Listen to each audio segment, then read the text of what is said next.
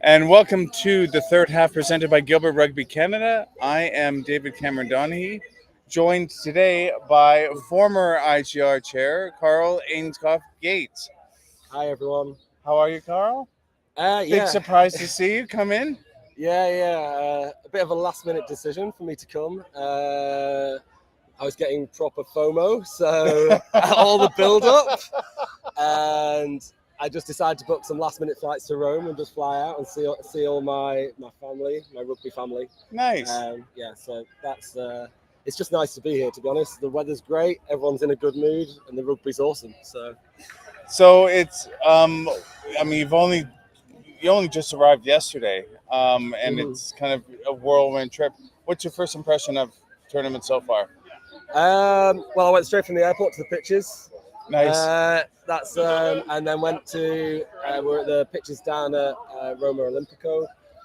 Absolutely awesome facilities down there. A real good vibe, atmosphere around the pool. There's 2 pitches. I like the pool. Yeah, no, everyone was in a really, really good mood, and it just seems really efficient. Or at least it did down there yesterday. It's my first time up here at the main hub today at Trefontaine. So, and it just looks as awesome here. You can see all the people vibing around behind us, and you can hear the cheering. So yeah. Nice. It's just really good. And how long are you planning to stay? I actually fly out this evening, back home to go to see my family, see my husband and my son. So it's a whirlwind trip, but the amount of people that I've bumped into and caught up with, and it's been really nice. Really Excellent. Nice. What do you think that this Bingham has an opportunity to do compared to previous tournaments? I think the thing that's amazed me is the growth and the community and seeing the clubs being more solid and more prepared for tournaments. And we seem to have a tournament here where we've got more women's teams and players than before. We've got the trans all-inclusion match, which is great and a global first. So, but even in the men's game, like, people are really coming with that competitive vibe, but also the celebratory vibe of us all being together. And it's just awesome. What would you like to see come out of this Bingham? I think for me, I think we've got a real opportunity here to harness this energy and the wider community, and look at what people can do within their clubs to really promote rugby in their local areas. Because we've got so many clubs that are around the world where rugby isn't a main sport. It's not a mainstream sport. No. And I think that we can really promote it using inclusivity as a tool to welcome everyone. I think we've really got an opportunity there to grow the sport in areas where it wouldn't have grown before. And I think that that's a reflection of what the trustees have done for the next Bingham Cup and put it to the rest of the world region, where we've got areas like South America bidding to have a Bingham Cup and bring all of this competitive joy and awesome rugby to South America, where it's just not necessarily as popular. We don't necessarily know it's going to be there. It could also go to Australia, which is also just as exciting. and giving people the opportunity to travel to an area of the world where they may not have gone before. But yeah. Now, manpower has always been an issue with IGR Yes. and with clubs.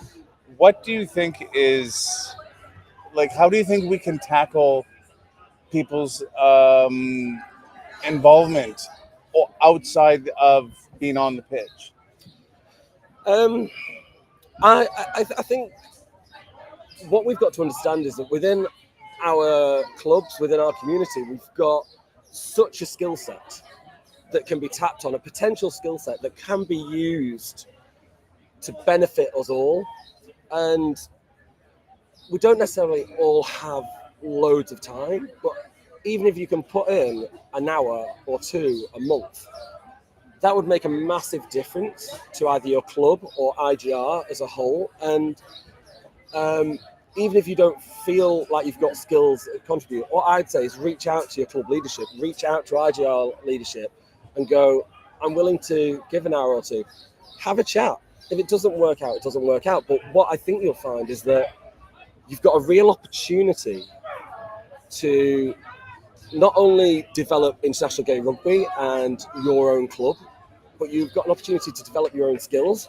Yep. And what we've seen from volunteers and conversations that me and you have had over the years is that we have different roles, and that people in their professional life might not be able to get to work at a certain standard. But Exactly. in a volunteer role, you've got the opportunity to do that work, and then you've got a reference, a proof, you've got experience of doing a role that helps you in your own life. And it's a win-win. IGR, your rugby clubs win, and also you win because you're developing yourself. And there's a real joy in that. Well, and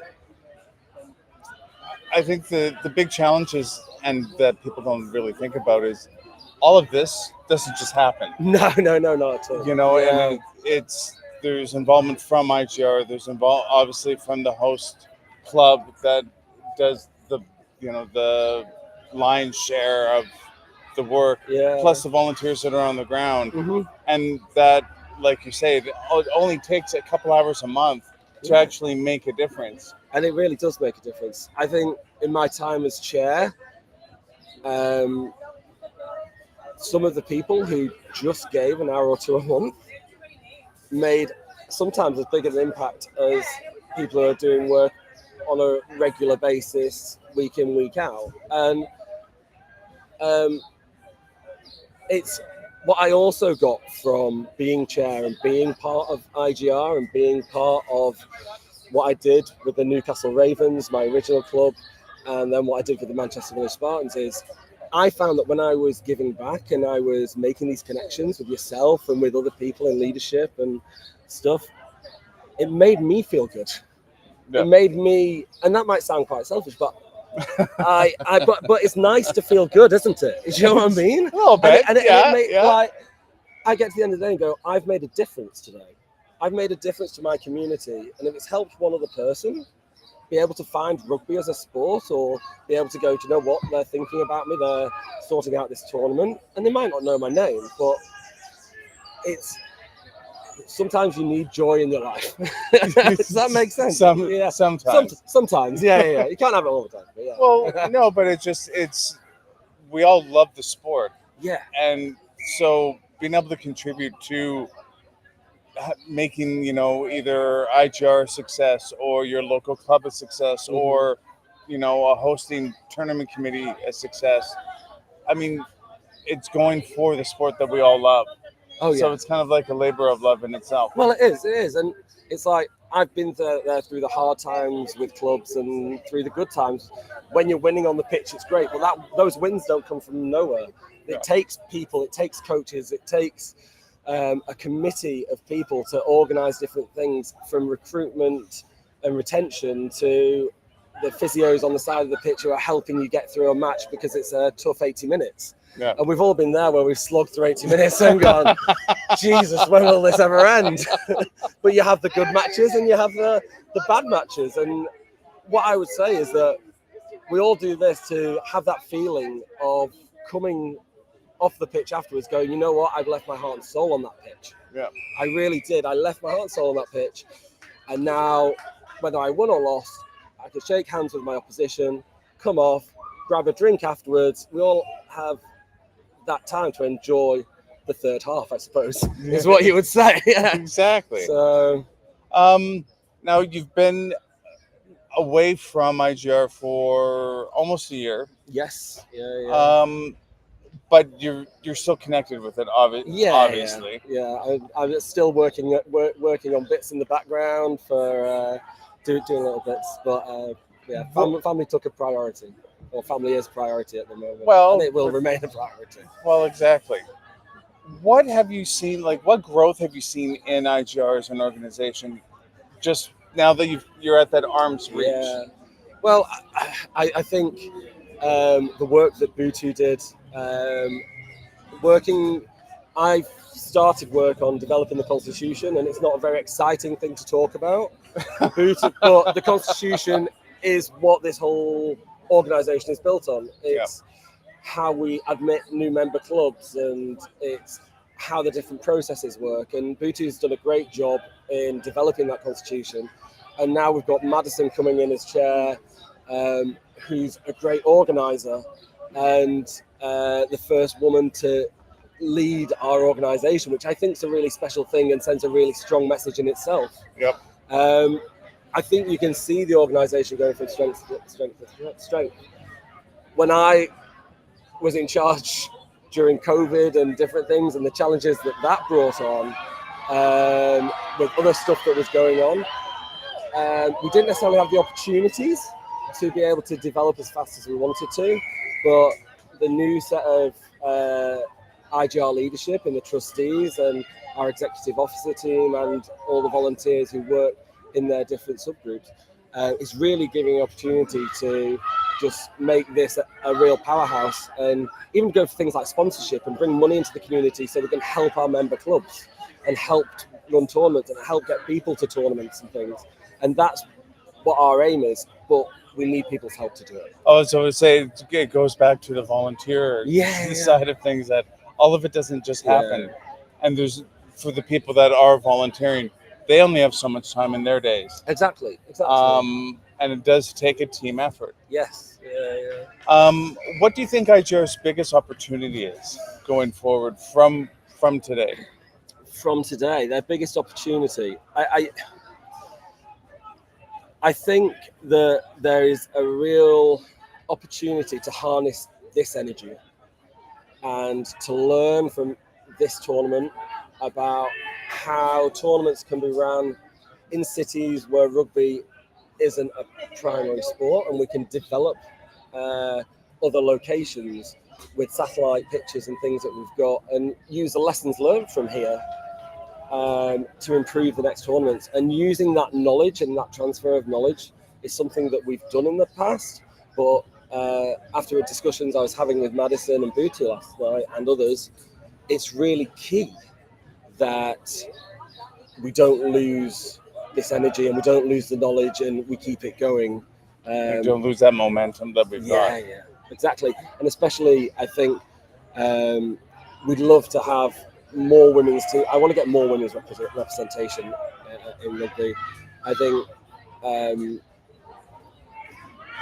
there's a real opportunity for us to work together with women's rugby teams to make this really epic. I suppose the challenge there comes is, does Bingham get too big and work and host it? But that's a problem for another day. Let's concentrate on what we can do here and what we can do going forward, and we can really have so many more special days like we're having today. Do you think IGR still has a place, kind of, I mean, it's not sounding arrogant at all, but on the international stage when it comes to being a leader in inclusivity? Definitely so. When World Rugby brought in the transgender rugby ban, I think that showed what a key role we have as an international organisation to protect the rights of the members of our community. Yeah. And we won't win every war, but it's a long. We won't win every battle, but it's a long war. You know, to get everyone who wants to play to be able to play on the pitch where they want to be able to play. I think essentially that is a prime example of where we can develop inclusivity, and also in countries where the LGBTQ spectrum isn't as welcome, let's say, I suppose. I think we've got an opportunity to show, do you know what? We can come play sport, have a good time, and enjoy ourselves. And it's actually it's a really good thing. It's not a bad thing, and look at what we can do. And I think that this becomes like a beacon of hope to people elsewhere.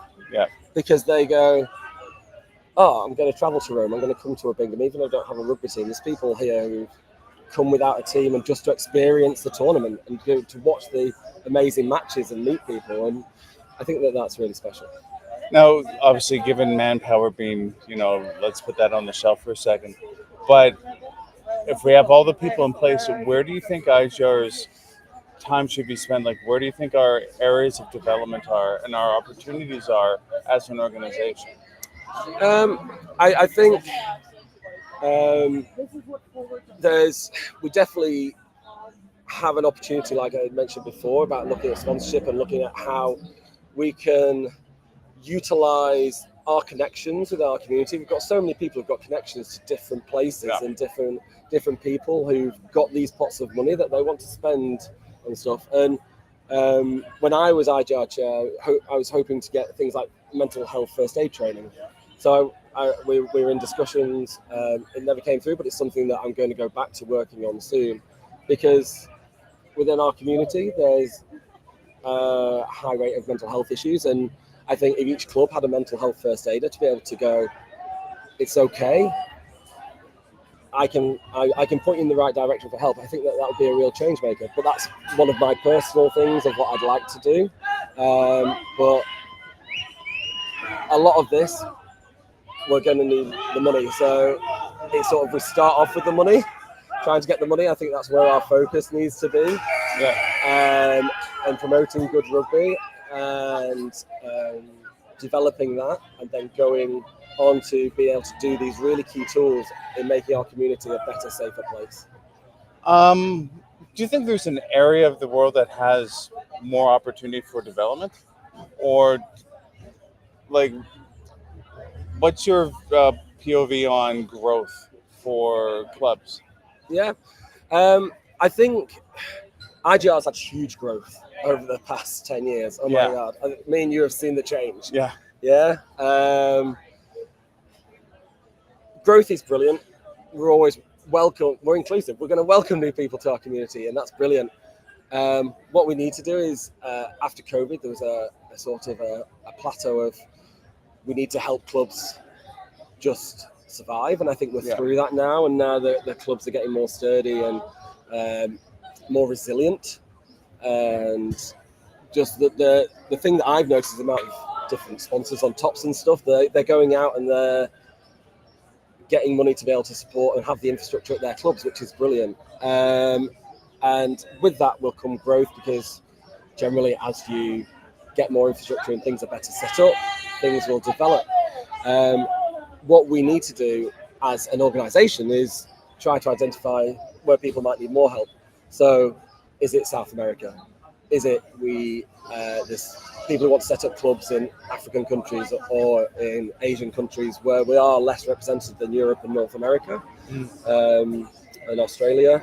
And there is an opportunity there for us to really, once again, shine that beacon of inclusive rugby and what a change it can make to a community. Now, we've touched on sponsorship, which is really, really key.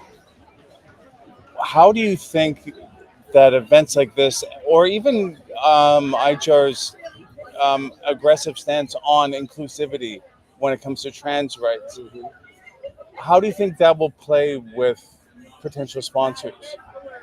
Like, do you think that there's something that clubs can pull from this and use from I mean, I'm just looking over at the sign there. We've got Puma, which is probably one of the biggest brands I've seen sponsored. Yeah. Like, do you think that there's opportunity for clubs to latch on to what's been done so far and say this is Definitely. We as IGR have our core values in our constitution. Sorry, harping back to the constitution, but we have our core values, and we're not willing to bend on those to get a sponsorship deal. We believe that inclusivity and people having the freedom to be who they want to be is key. Yeah. You come here, we're a friendly, happy crowd. And I think a lot of brands want that. They want somewhere that is accepting of people. They want somewhere that is inclusive, and they want somewhere that shows actually being out on the pitch, going to training, doing sport is good for your well-being. Yeah. And this is the best example of what sport can do to a community. Now, with things like how the World Rugby Trans ban and how that was approached, you used the word aggressive stance, and I'm not sure whether I would go along with that. I think we were steadfast in what we were saying, but the work that we did at that time was essential, and the report that IGR produced was looking at scientific fact and looking at evidence. Because in the opinion of those of us that worked on the report, and the opinion that was then accepted by the IGR community, by our member clubs, we didn't agree with the evidence that was put forward by World Rugby to impose this ban on trans players. Yeah. And it might seem that it was aggressive, but basically it was us in a scrum with World Rugby. And we turned around and went, this is the evidence, this is the fact. Please take it away and reconsider. And that process is still going on. There's another review coming up, and we'll continue to try and work on it. I'm not 100% up to date with where Madison and the team are with it at the moment, but I think that there's nothing wrong with having a difference of opinion. Many of us have difference of opinion on the pitch all the time. Yeah. And I've seen many of them over this tournament where people don't necessarily agree on what happened, but essentially we have a good relationship with World Rugby. This is one topic on which we've disagreed. We've agreed on many other things that we've worked with them over the years. We have the conversation. We'll continue to have the conversation, because it's only through communicating and educating, and most people in the LGBTQ plus community understand that. By communicating, we can get our point across. Yeah. So sometimes you've got to be patient. We don't always win the battle straight away, but yeah. Just kind of finally going back to sponsorship again, do you think that IGR has a place acting as a resource for clubs on how to secure sponsorship, or how Bingham organizing committees can secure sponsorship? Whether it's, this is how you prepare a deck. These are here's a list of contacts for major companies. Do you think that we have that opportunity within IGR to kind of set up that good practice? Yeah. Like a code of practice or some good guidance on how to do it, definitely. Yeah. We have a sponsorship deck for IGR as a whole. And we do have some guidance notes, but they're not widely shared. But what I'd say is, I'd flip that on its head and go, actually, knowledge sharing is best done between the clubs. We can facilitate that. But you look at King's Cross Steelers, look at Emerald Warriors, some of the sponsorship deals they've managed to do after they've hosted tournaments and different things have been amazing and transformed the clubs. Yeah. Now, I've had chats with Richie Fagan and Michael Menton and from the Emerald Warriors about how they did that. The guys at the Emerald Warriors are brilliant. They're dead welcoming. And they will happily share knowledge with other teams to help them develop as they've developed. I think what IGR's role could really be is to be a coordinator and to communicate that between the clubs and to have our hosting space, which is why we created the SharePoint site that's available on the website. And I've not looked at it recently. I've been a bit busy changing nappies. I've got an 8-month-old son. I've been busy changing nappies. But I'm sure that that's still being maintained by the IGR volunteers. Yeah. So, yeah, but it comes back to having volunteers and people to help us do the work. There's so many facets of things that you can do. And even if your only skill is to pick up a phone and be able to talk to someone, that is a skill that IGR can use. Yeah. Or to text someone. Because there's often times where we need to reach out to member clubs. But the manpower that takes to reach out to like 120 plus clubs. Yeah. It's really difficult. Yeah. It's we've got our regional reps who are awesome and do the work, but at the same time, they've got other roles to do as well. So if we've got a specific project that we're trying to work on about something and we're trying to find out specific bits of information, you need something like what the IGR 25 team is doing already. And I don't know whether you've talked about it on the podcast yet with David and the work that him and his team are doing for IGR 25 in being able to celebrate our 25th anniversary next year and bring all that together. So, yeah, it's like they've created a special little team to do it and to work forward with it. So that's really exciting. So just to tie things off and be honest, who are you pulling for? For both Bingham and the Amanda Markup. Not to put you two on the spot. Well, to be fair, for Bingham, I've not seen any of the games yet in that tier. So it'd be very difficult for me. I'd love to see it. I'd love to see it go back to Britain. I'd love to see it go back to the Steelers. They're good friends of mine, but I'd be quite happy with any of the team who left it all out there on the pitch to win it. And for me, I think the Ottawa Wolves for the Amanda Mark Cup. Yeah. I think they'll retain it, and I think they're just heading out onto the pitch. Oh no, it's a different team, but. The Wolves played a little bit earlier. I saw Madison. Yeah.